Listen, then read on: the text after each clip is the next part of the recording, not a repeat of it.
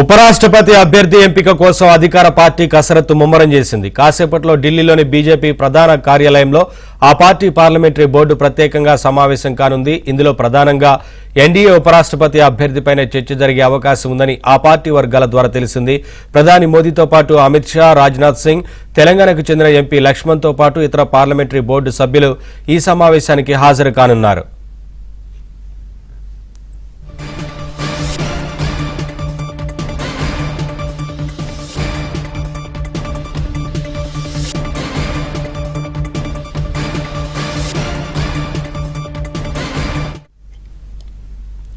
ఇప్పటికే స్పష్టతకు వచ్చిన కొన్ని పేర్లపై చర్చించి ఉపరాష్ట్రపతి అభ్యర్థి ఎంపికపై తుది నిర్ణయానికి వచ్చే అవకాశం ఉందని బీజేపీ వర్గాల ద్వారా తెలిసింది. ఇందులో రక్షణ శాఖ మంత్రి రాజ్నాథ్ సింగ్ పేరు ప్రధానంగా వినిపిస్తోంది. జాట్ సామాజిక వర్గానికి చెందిన ఉపరాష్ట్రపతి పదవి రాజీనామా చేసిన జగదీప్ ధన్కడ్ స్థానంలో అదే సామాజిక వర్గానికి చెందిన వ్యక్తితో భర్తీ చేస్తారనే ప్రచారమూ జరుగుతోంది.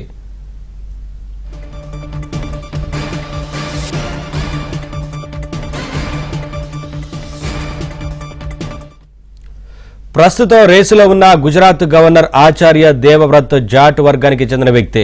Delhi LG VK Saxena, Bihar governor Arif Khan, Karnataka governor Thawar Chand Gehlot, Sikkim governor Om Mathur, Jammu Kashmir LG Manoj Sinha పేర్లు కూడా పరిశీలనలో ఉన్నట్లు తెలుస్తోంది.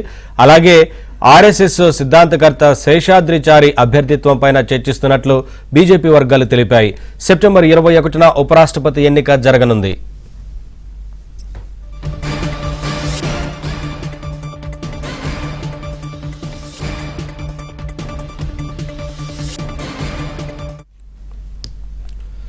వైస్ ప్రెసిడెంట్ పదవి ఎవరికి దక్కనుంది? బీజేపీ ఎవరిని ఆ స్థానానికి ఎంపిక చేయనుంది? ఇవాళ ఉపరాష్ట్రపతి ఎంపికపై క్లారిటీ వస్తుందా?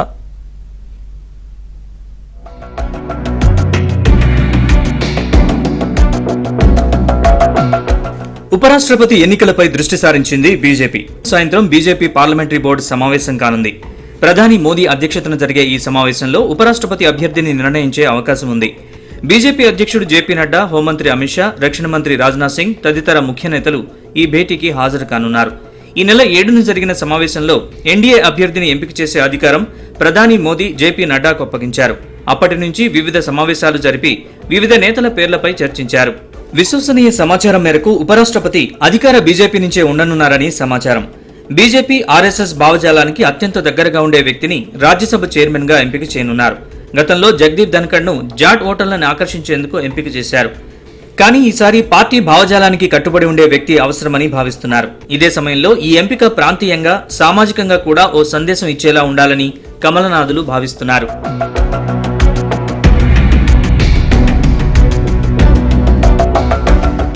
ఎన్డీఏ తరపున నిలబెట్టబోయే అభ్యర్థికి మెజారిటీ ఓట్లు సాధించేలా ఎంపీలకు ఓటు వేయడంపై పార్లమెంట్లో 3 రోజుల శిక్షణా శిబిరం ఏర్పాటు చేయనున్నారు. ప్రస్తుతం బీజేపీ తక్కువ మెజారిటీతో ముందుకు సాగుతోంది. టీడీపీ, జేడీయూ వంటి కీలక మిత్రపక్షాలపై ఆధారపడుతోంది. ఓటర్ల జాబితా వివాదంలో విపక్షాలు ఏకమైనట్లు కనిపిస్తున్నాయి. గతంలో ఇలాంటి ఎన్నికల్లో బీజేపీకి మద్దతిచ్చిన బీజేడీ ఒడిశాలో అధికారాన్ని కోల్పోయిన నేపథ్యంలో ఈసారి మద్దతిచ్చే అవకాశాలు తక్కువనే అంటున్నారు. ఉపరాష్ట్రపతి ఎన్నికకు ముందు వచ్చే వారం కీలక నేతలు, మిత్రపక్షాలతో సమావేశం నిర్వహించేందుకు ప్లాన్ చేస్తోంది బీజేపీ. మంగళవారం ఎన్డీఏలోని ఎంపీలతో పీఎం మోదీ సమావేశం కానున్నారు. పార్లమెంట్ ఆడిటోరియంలో జరిగే ఈ సమావేశంలో మోదీ దిశానిర్దేశం చేస్తారని సమాచారం. ఇక ఉపరాష్ట్రపతి నామినేషన్ వేసే రోజు ఎన్డీఏ కీలక నేతలంతా తరలివచ్చేలా ప్లాన్ చేస్తోంది బీజేపీ.